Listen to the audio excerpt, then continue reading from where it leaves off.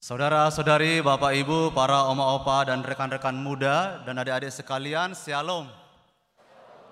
Senang rasanya kalau mendengar umat itu dalam keadaan sehat. Semoga Anda sekalian sehat, sukacita dari dalam hati, dan tampak dalam keseluruhan diri kita. Amin. Saudara-saudari yang terkasih, secara liturgis pada hari ini adalah perayaan terakhir dalam tahun liturgi. Artinya minggu depan kita akan memasuki tahun liturgi yang baru yang dimulai dengan minggu Advent yang pertama. Jadi tahun liturgi ini sudah selesai, maka penanggalan liturgi di rumah, di komunitas silahkan disingkirkan. Diganti dengan yang baru maksudnya.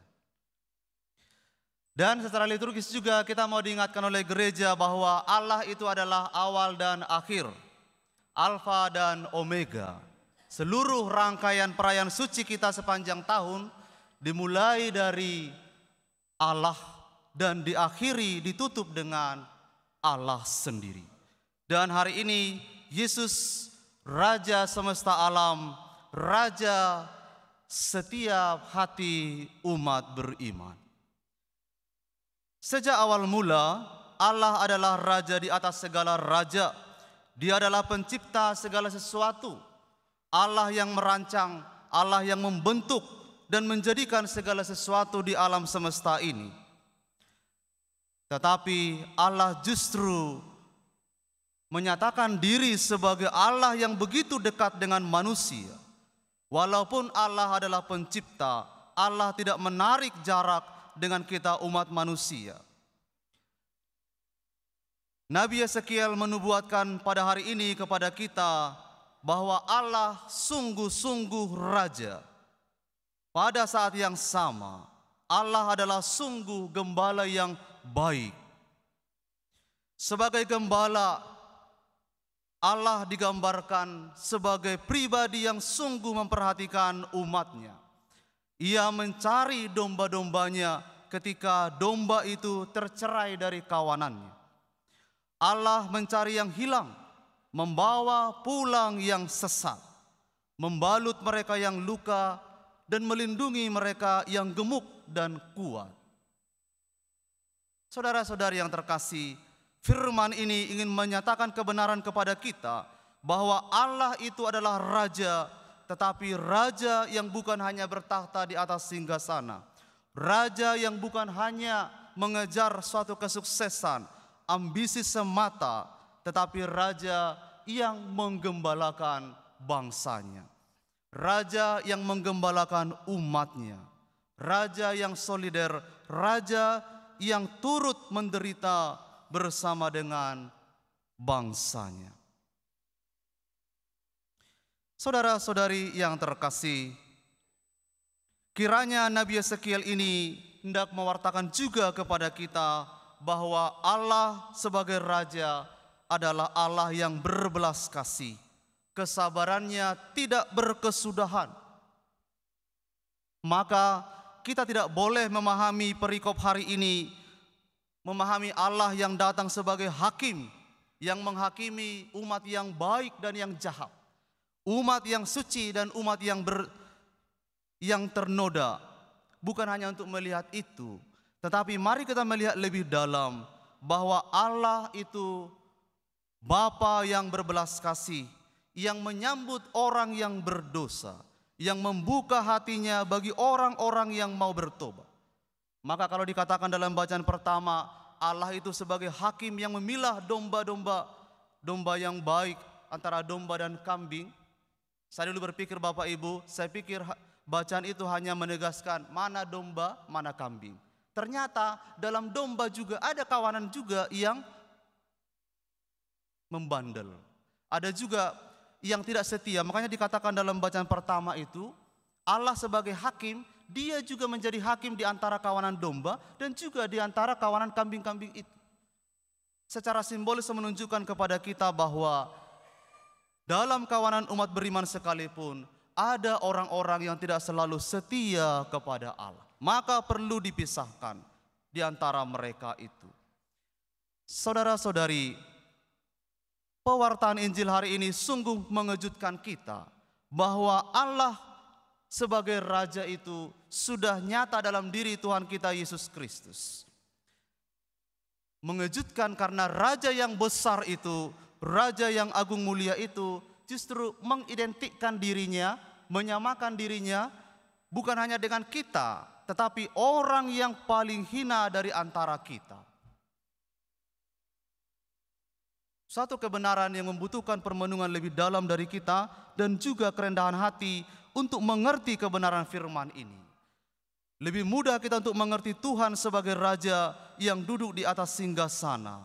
Tetapi Tuhan hendak menabrak kenyamanan kita, menabrak pemikiran kita yang sempit itu dengan berkata, Dia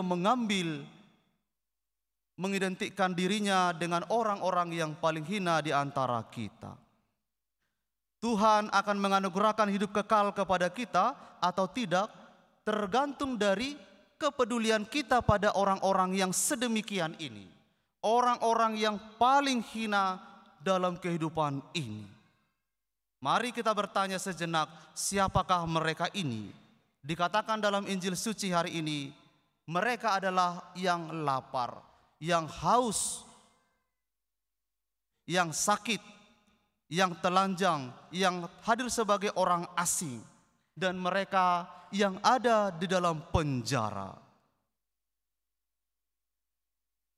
Biasanya orang-orang semacam ini adalah orang-orang yang terabaikan dari komunitas kita, yang terabaikan dari tatanan hidup sosial, hidup bersama. Tetapi justru merekalah standarisasi ukuran dari kualitas hidup kita di mata Tuhan. Mungkin kita bertanya juga, mengapa harus yang miskin dan hina? Kita kemudian diajak untuk melihat apa yang dikatakan oleh Yesus dalam perikop sebelumnya, bab 4 ayat 18 sampai 19, di mana Yesus berkata bahwa Dia datang untuk menyampaikan kabar baik kepada orang miskin, pembebasan kepada orang-orang tertawan, penglihatan bagi orang buta, membebaskan orang yang tertindas, dan memberitakan tahun rahmat Tuhan telah tiba. Saudara-saudari, itulah yang mau dibawa oleh Yesus ke tengah-tengah dunia ini. Itu jugalah yang mau kita bawa. Yesus Raja semesta alam datang untuk meraja di antara kita dengan cara menggembalakan umatnya, supaya dibebaskan dari belenggu dosa, hidup dengan benar, adil, dan penuh belas kasih. Yesus tidak menunjukkan raja yang dominatif atas bangsanya. Yesus tidak menunjukkan kepada kita seorang raja yang berkuasa, yang memimpin dengan tangan besi, yang kebijakan-kebijakannya memenjarakan atau bahkan menjerat rakyatnya. Tetapi Yesus sebagai raja tampil kepada kita pribadi raja yang mengangkat martabat bangsanya. Dan Yesus meneladankan itu dengan memberi dirinya secara sempurna bagi kita. Saudara-saudari yang terkasih, merayakan Yesus Kristus sebagai Raja semesta alam ini adalah undangan bagi kita bersama. Bagaimana kita sehari-hari untuk menghadirkan Tuhan yang adalah Raja menggembalakan umatnya. Raja yang datang bukan untuk dilayani, tetapi Raja yang datang untuk melayani. Yang datang bukan untuk meninggikan dirinya, tetapi untuk merendahkan diri serendah-rendahnya, bahkan mengosongkan dirinya demi keselamatan kita bersama. Gereja harus hadir sebagai komunitas beriman yang benar, yang adil, dan yang berbelas kasih. Syukur kepada Tuhan bahwa di antara kita banyak yang sudah memulai ini, para saudara-saudari. Bersyukurlah Anda yang punya hati yang mudah tergerak oleh belas kasihan untuk memperhatikan saudara-saudari kita yang luput dari komunitas, yang luput dari tatanan sosial dalam kehidupan sehari-hari. Anda adalah pemimpin yang baik bila melakukan itu. Gereja adalah gembala-gembala yang baik bila matanya selalu terbuka untuk melihat yang menderita, yang haus, miskin, lapar, terasing, telanjang, dan dipenjara. Oleh karena itu para saudara-saudari, menjelang pesta demokrasi tahun depan, mari kita berdoa lebih banyak. Berdoa lebih tekun dan berpartisipasilah lebih aktif. Supaya Tuhan menganugerahkan pemimpin yang baik. Pemimpin yang dapat mengangkat martabat bangsanya. Pemimpin yang dapat mengangkat martabat kita bersama sebagai warga negara yang baik dan warga gereja yang baik. Pertumbuhan kita hanya dapat dimulai ketika ada wadah untuk bertumbuh di tengah bangsa ini dan dalam gereja kita. Semoga Tuhan yang Raja semesta alam itu boleh meraja dalam hati kita, supaya kita boleh membangun komunitas keluarga dengan melayani satu sama lain. Tuhan memberkati.